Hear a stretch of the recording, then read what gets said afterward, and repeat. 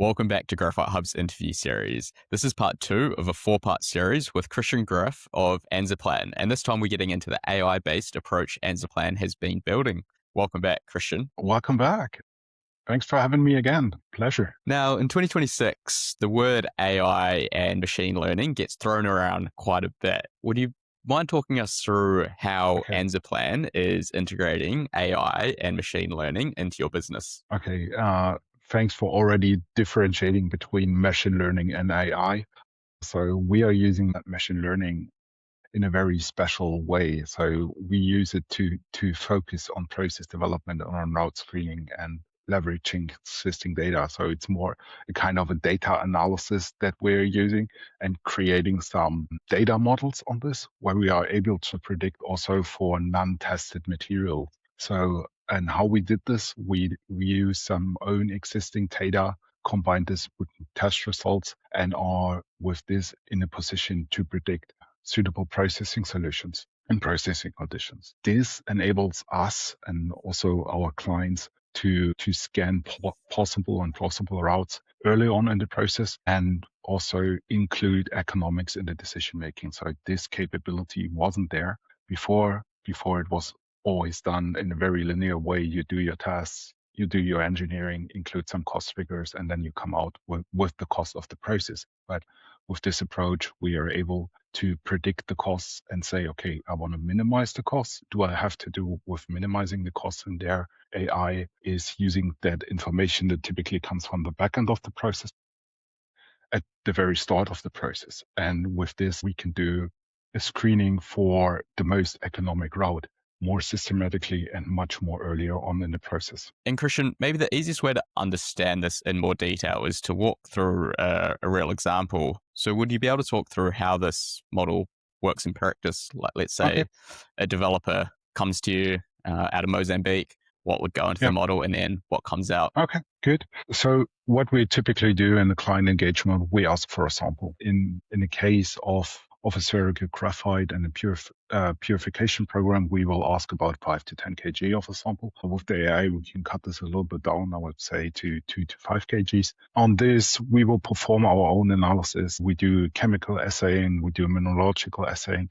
and then we take the data, we take the analysis and put it into the model. And this way I have done also with prior data and related this to processing conditions as well as on outcomes. And with this, it basically says, it goes to the model, I have this composition. The model says, okay, if you have that composition, that will be possible routes and that will be possible conditions. And the possible conditions are linked via a pricing table that is also implemented in the AI towards cost. And then we say, and now optimizing towards cost. What we then get out is a number of routes, is a number of conditions, and we then screen this through and say, okay, this will then be possible routes.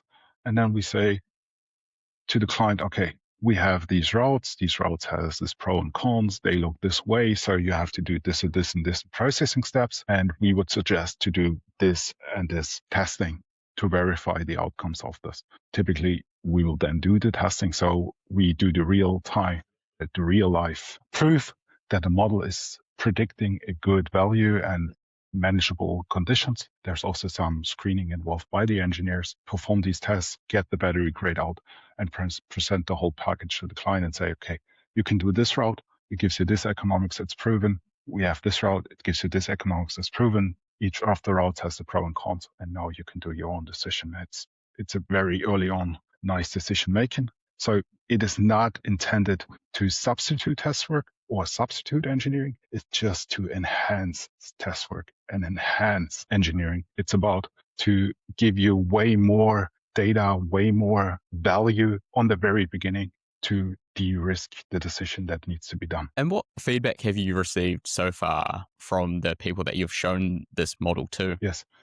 I think the people are really surprised that this is going because it's a very novel route. You can really de-risk early on decision making. And we have also tested this quite on an internal basis to say, okay, with variant feed compositions, give me processing conditions, then run it in the lab, optimize the model and so on. And now we're feeling comfortable to go on outside. And when we pitch this to other companies, they're saying, this looks pretty interesting because you de-risk your early on decision making. You can really structure your test work in a way more elegant manner. And now we are trying to sell this as a service, as I previously outlined, to give you an early on decision package. And now we're getting this out to the market. So please ring out our door, ask, I want to do sterilization, I want to do purification. What's the most elegant route? And we're happy to help you. It also helps you to cut down the time on this significantly.